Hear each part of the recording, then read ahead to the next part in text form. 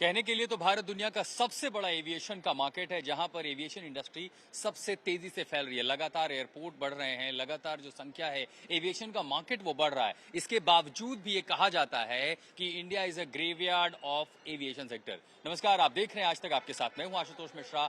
Indigo की crisis पहली बार ऐसा नहीं हुआ है। बीते एक दशक में देखें तो एविएशन वायु यातायात में इस तरह की असुविधा, इस तरह का संकट पहले नहीं देखा गया। हालांकि इसके पहले पूरी की पूरी इंडस्ट्री बंद हुई, फिर चाहे वो जेट एयरवेज को लेकर के या किंगफिशर को लेकर के हो। लेकिन इंडिगो की जो त्रासदी खड़ी हुई है, लाखों लोगों को जिस तरह उसने मुसीबत में डाला, उसके बाद कई सारे सवाल खड़े हुए हैं। और इस त्रासदी के बाद director general of civil aviation ने 6 दिसंबर को इंडिगो को नोटिस दिया, शो कॉज नोटिस 24 घंटों के लिए। और ये कहा कि 24 घंटों में अगर इंडिगो ये जवाब नहीं दे पाता है कि उसके खिलाफ कार्रवाई क्यों ना हो, आखिर इसकी पूरी वजह बताए, तो उस पर बिना पक्ष सुने भी कार्रवाई की जा सकती है। हालांकि उन्हें अब 24 घंटे का अतिरिक्त समय दे दिया गया है। मैं इस समय दिल्ली के एयरपोर्ट पर आपको कुछ अपडेट भी दिखा दें कि आज भी लगभग 75 उड़ानें जो दिल्ली की से रवाना होने वाली हैं और 59 ऐसी उड़ानें जो फ्लाइट आने वाली हैं, वो उन फ्लाइटों पर असर पड़ा है। आप पिछले 4 दिनों के मुकाबले ये संख्या कम है, लेकिन ऐसा नहीं है कि बिल्कुल ही सब कुछ ठीक हो चुका है। जैसे दिल्ली हैदराबाद आप डिस्प्ले पर देख रहे हैं, फ्लाइट रद्द कर दी गई है। इसी के साथ साथ दिल्ली से जम्मू जाने वाली जो फ्लाइट है वो रद्द हो गई है।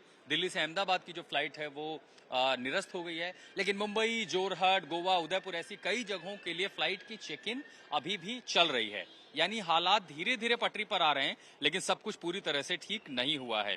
स्ट्रे पोक्सिया जो कि सीईओ है इंडिगो के, उन्होंने कहा है कि समय बढ़ाया जाए और ऐसे में 24 घंटे की समय सीमा को बढ़ा करके 48 घंटे कर दिया गया इंडिगो को अपना जवाब देने के लिए। देखिए रिपोर्ट। इंडिगो एयरलाइंस के साथ शुरू हुई जो एक बड़ी समस्या थी, वो धीरे धीरे सामान्य होकर पटरी पर लौट रही है। हालांकि सोमवार को भी बड़ी संख्या में उड़ानों पर असर पड़ा है। लगभग 75 जो डिपार्चर फ्लाइट हैं दिल्ली में और 59 अराइवल जो फ्लाइट हैं वो रद्द हुई हैं। डिस्प्ले बोर्ड पर हम जानकारी देख रहे हैं। दिल्ली से इंदौर हो, दिल्ली से हैदराबाद हो, दिल्ली से अहमदाबाद हो, दिल्ली से जम्मू हो, ऐसी कई सारी फ्लाइट है जो आज भी कैंसिल हो रही हैं। हालांकि बाकी दिनों के मुकाबले जो रद्द होने वाली जो फ्लाइट उनकी संख्या लगातार कम हो रही है। डीजीसीए ने नोटिस दिया है, इंडिगो से जवाब भी मांगा है। हालांकि उन्हें अतिरिक्त समय भी दिया गया है। इंडिगो की ओर से सामान भी लौटाए जा रहे हैं मुसाफिरों के, उसके साथ किराया भी वापस किया जा रहा है जो कि करोड़ों में है। लेकिन कुल मिलाकर सवाल ये उठता है कि आखिर इतनी बड़ी एविएशन में, लगभग पिछले एक दशक में अगर देखें तो एविएशन में इतना बड़ा संकट, जिस तरह लाखों मुसाफिरों को हजारों रुपए का किराया देने के बाद भी इस तरह की प्रताड़ना झेलनी पड़ी,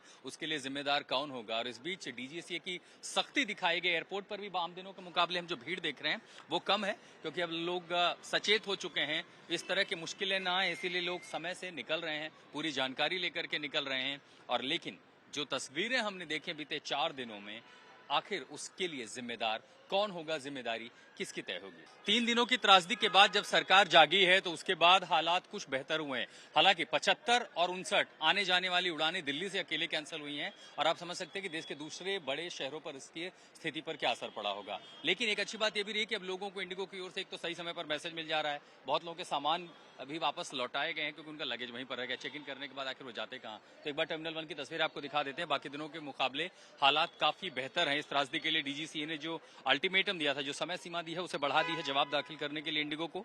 और इसी के साथ साथ इंडिगो ने एक एडवाइजरी भी जारी की है और ये कहा है कि जो इंडिगो की सेवाएं आज भी प्रभावित रह सकती हैं, इसलिए घर से निकलने के पहले स्टेटस चेक करें। इंडिगो की सेवाएं अभी पूरी तरह सामान्य नहीं हो पाई हैं।